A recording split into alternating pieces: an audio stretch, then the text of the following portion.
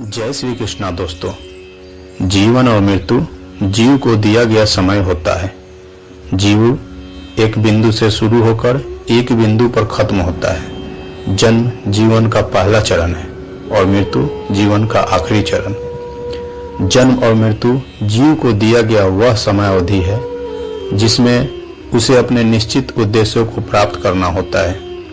सांसों की निर्धारित संख्या को जन्म और अंत को मृत्यु कहा जाता है। बीच का समय जीवन कहलाता है।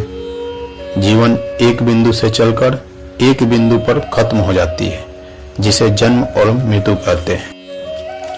महाभारत युद्ध के दौरान अर्जुन ने श्री कृष्ण से पूछा था कि आखिर मृत्यु के समय मनुष्य को इतना कष्ट क्यों होता है। तो आइए सुनते हैं भगवान श्री कृष्ण का जवाब। आपने मेरे कई प्रश्नों के उत्तर दिए। एक प्रश्न और पूछना चाहता हूं। सुना है कि मृत्यु के समय मनुष्य को बड़ा कष्ट उठाना पड़ता है, चाहे वो मृत्यु युद्ध भूमि पर किसी शस्त्र के घातक घाव के कारण हो या अपने आप आए। क्या मृत्यु को आसान बनाने का कोई तरीका नहीं है?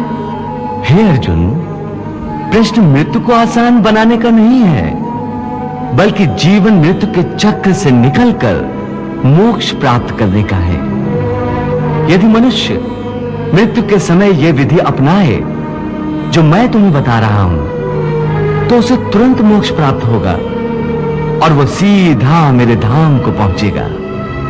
वो गोपनीय विधि क्या है माधव? प्राण त्यागते समय अपनी सभी इंद्रियों के द्वार को रोककर तथा मन को हृदय में स्थिर करके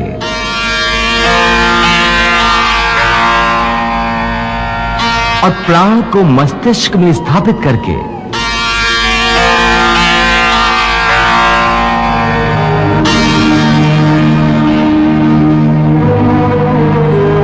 परमात्मा का स्मरण करते हुए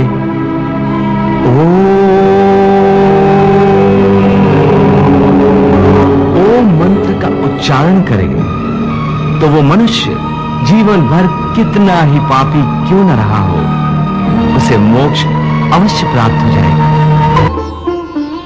हे भोलेनाथ, प्रभु श्री कृष्ण कह रहे हैं कि मृत्यु के समय ओम शब्द के उच्चारण से पापी मनुष्य की आत्मा को भी मुक्ति मिल जाती है। देवी, ओम केवल एक शब्द नहीं है, समस्त मंत्रों का शिरोमणि मंत्र है ओम।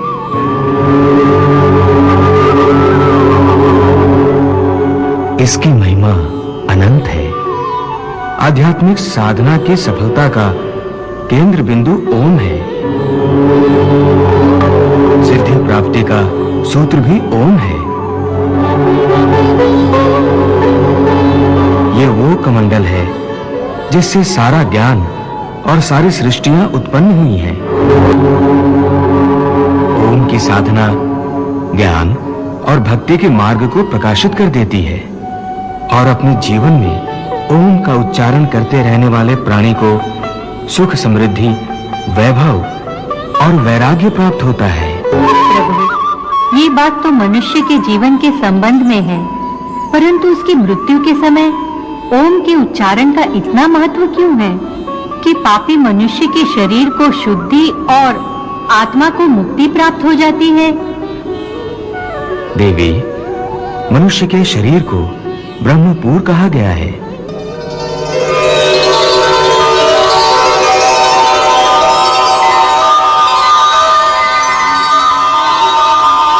और मानव देह के भीतर हृदय कमल में आत्मा की दिव्य ज्योति प्रकाशित रहती है।